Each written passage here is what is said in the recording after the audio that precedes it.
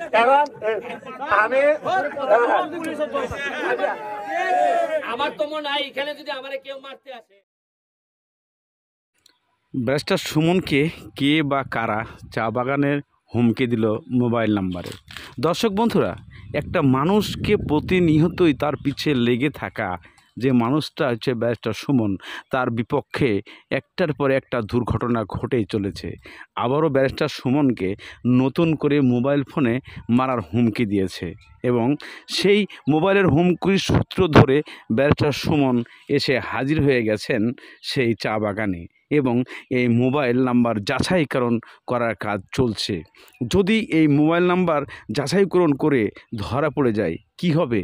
এই যে ব্যক্তিটা ব্যারিস্টার সুমনকে মারার হুমকি দিয়েছে তার কি শাস্তি হতে পারে এবং কি শাস্তি দেওয়া যায় এবং কিভাবে ব্যারিস্টার সুমনকে হুমকি দিয়েছে এবং কারা কারা দিয়েছে এই ভিডিওর মাধ্যমেই আপনারা জানতে পারবেন।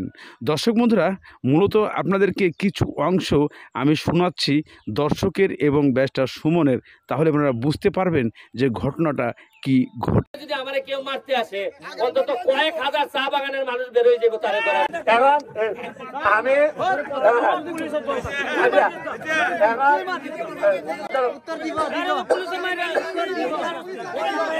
সমাজ সেবা কর্মকর্তারা ডাক্কা কইলাম এমপি কেডা কয় স্যার আপনি, তাইলে আর এই চুদুর বুদুর চলতো না, বাতলা মারা চলতো না।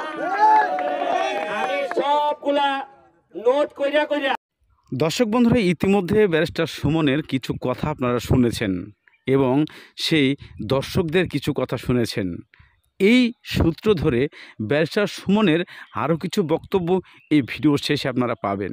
তবে আমি আপনাদের উদ্দেশ্যে বলতে চাই যে প্রতিনিয়তই ব্যারিস্টার সুমনকে নিয়ে ষড়যন্ত্র করছে এই ব্যক্তিটি কে, আপনারা অনেকেই হয়তো ইতিমধ্যে জেনে গেছেন।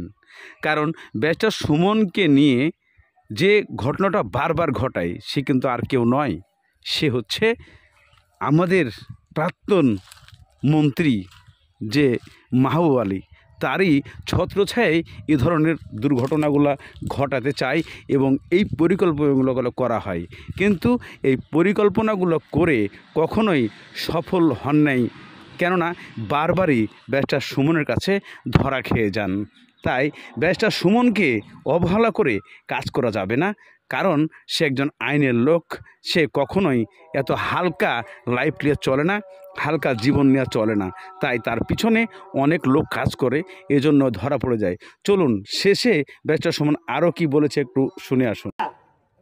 আমি সবগুলা বাগানে দায়িত্ব দিছি যে মোবাইল নাম্বার যদি দাবি করে যে এটা আমার না, তাহলে এই মোবাইল নাম্বার যে ব্যক্তির নামে সে বদলাই দিতে হইব।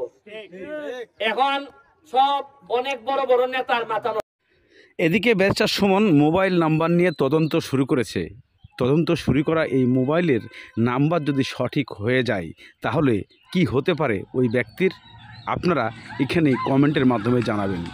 এবং হুমকি দেওয়া সেই ব্যক্তিকে যদি সরাসরি ধরা যায় এবং ধরা পড়ে যায় তাহলে এই ব্যক্তিটির কি আইনি ব্যবস্থা নেবে ব্যারিস্টার সুমন, যা আপনারা কমেন্টের মাধ্যমে জানাবেন। এবং এই ব্যক্তির পিছনে কে আছে এই বড় লম্বা হাত, সেই ব্যক্তিটাকে খুঁজে বের করতে হবে।